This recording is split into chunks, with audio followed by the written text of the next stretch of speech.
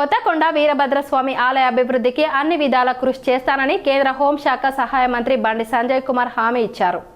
హుస్నాబాద్ నియోజకవర్గం భీమదేవరపల్లి మండలంలోని కొత్తకొండకు విచ్చేసిన కేంద్ర మంత్రి బండి సంజయ్కు స్థానిక బీజేపీ నేతలు కోలాటాలు డప్పులతో ఘన స్వాగతం పలికారు.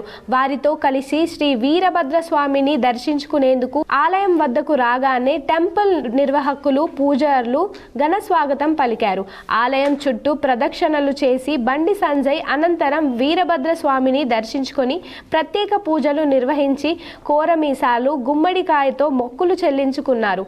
అనంతరం సంజయ్ మీడియాతో మాట్లాడుతూ ప్రజలందరికీ సంక్రాంతి పండుగ శుభాకాంక్షలు తెలిపారు. ప్రకృతితో ముడిపడిన ఈ పండుగను తెలుగు ప్రజలందరూ సంతోషంగా సంబురంగా జరుపుకుంటారని, విదేశీ సంస్కృతికి అలవాటు పడి మన సంస్కృతిని మర్చిపోతున్న ఈ తరుణంలో ముగ్గుల పోటీలు, సంక్రాంతి పోటీలు నిర్వహిస్తూ తెలుగు సంస్కృతి సాంప్రదాయాలను గుర్తు చేయడం చాలా ఆనందంగా ఉందన్నారు.